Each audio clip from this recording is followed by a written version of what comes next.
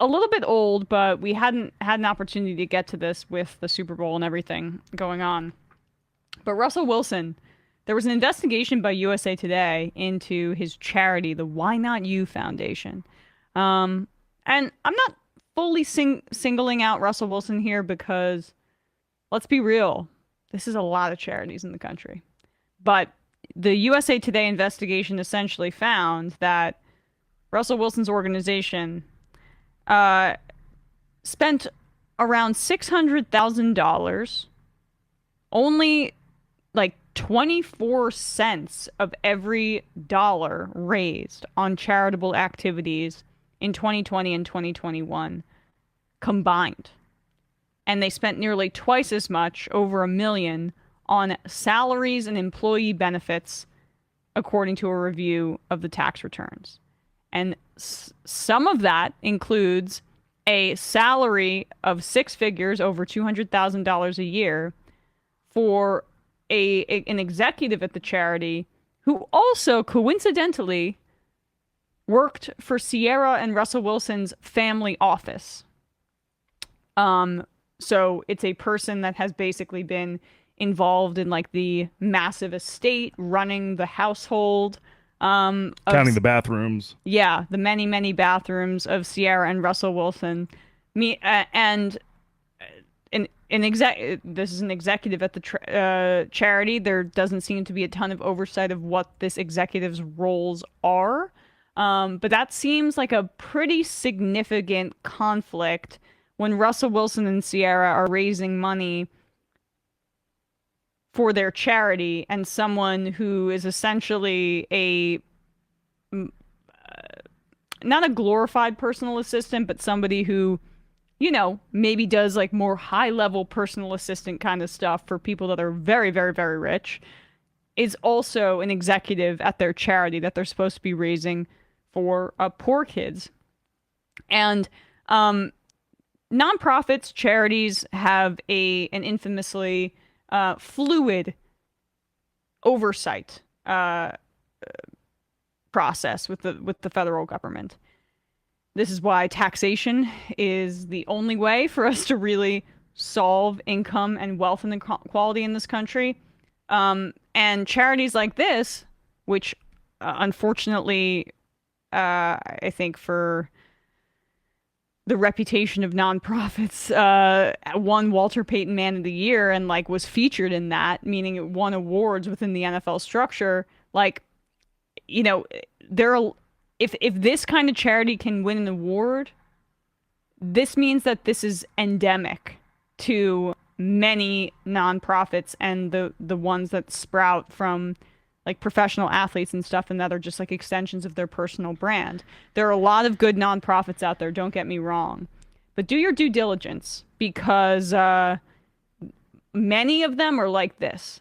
And what these nonprofits do are they stave off conversations about taxation. The federal government, state governments should be clawing back this kind of money from very, very wealthy people on the back end to fund social programs, so that there's like actually statutory oversight of these kinds of things, as opposed to it just being at the whims of somebody like Ciara or Russell Wilson, who they're going to give it to their personal estate manager and go from there.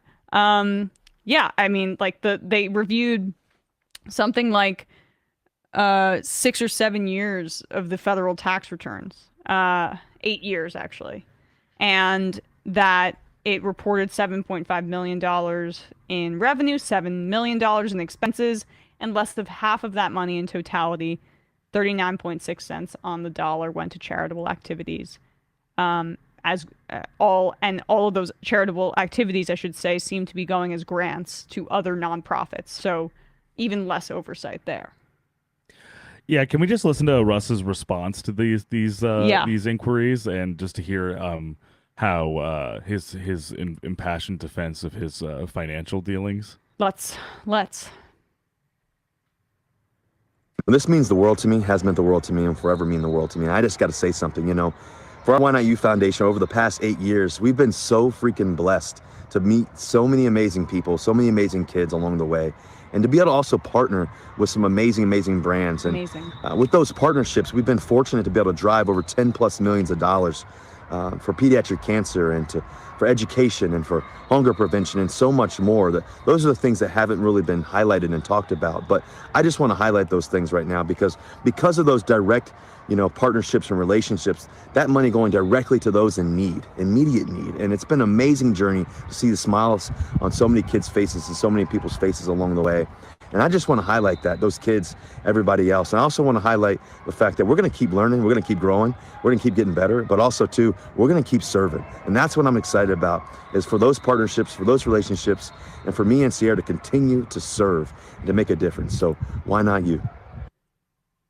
I am at a loss. I mean, he is just a walking moron. I don't know how he gets up in the morning. This is Russ speak for being like, stop talking about the bad stuff. Yeah, I mean, and it's so passive aggressive too. It's just like he thinks that he's coming off like a good Christian man when really he's coming off like why don't you shut the fuck up about my charity being maybe a little shady? He's like, why aren't you doing PR for my charity? Yeah, right. He looks like he's, just grimacing through feelings of intense hatred towards people who deign to look at the tax returns of his charity. He said tens of millions to pediatric cancer. Dude, I just said the numbers to you in the nonprofit's existence. 7.5 in revenue, million, 7 million in expenses.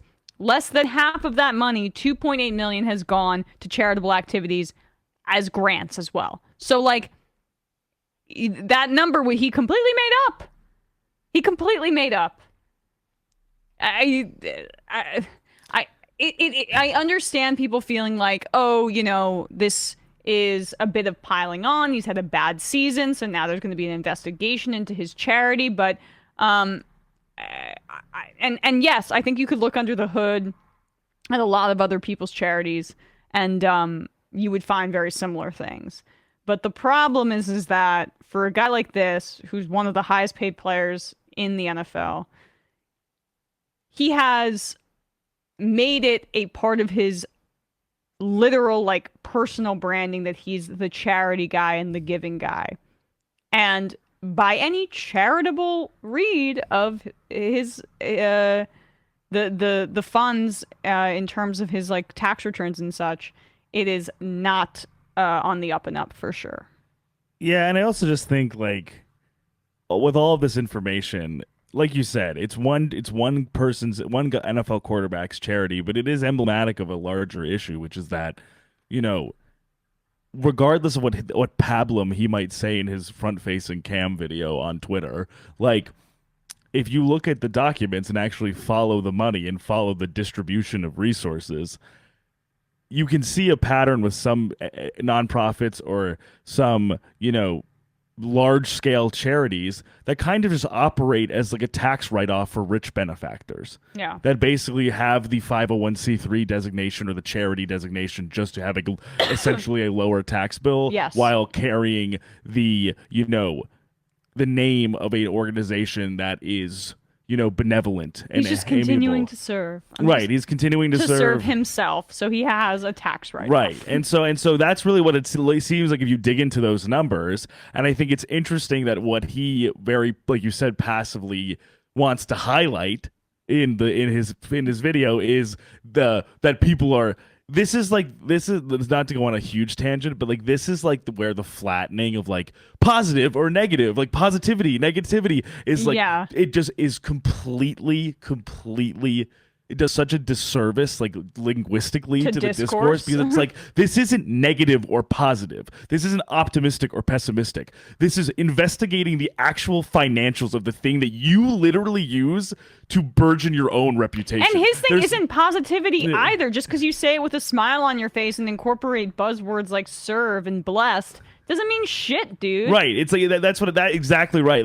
There's nothing you can't passive aggressively say reporters are not highlighting the positive things of your charity. They don't work for you, Russ. They're not going to do PR for your charity. Well, that's the problem. And then the other thing is highlighting the kids, highlighting the kids, highlighting the kids. It's like you would never do anything to say that children shouldn't be getting support, right, guys? Like that's the actual underpinning of the article, is that you're not advertising the charity that you're doing in a correct fashion. A lot of it's just going to your buddy that works in the personal estate. So he's again using the idea of what the charity should be doing and pinning it on the reporters digging up shit that he doesn't want out there, while his charity, seemingly based on these reports, based on looking into the finances and the tax returns, is not actually going to those kids he's talking about nearly as much as it could. Yeah. And this also flies in the face of what narrative and what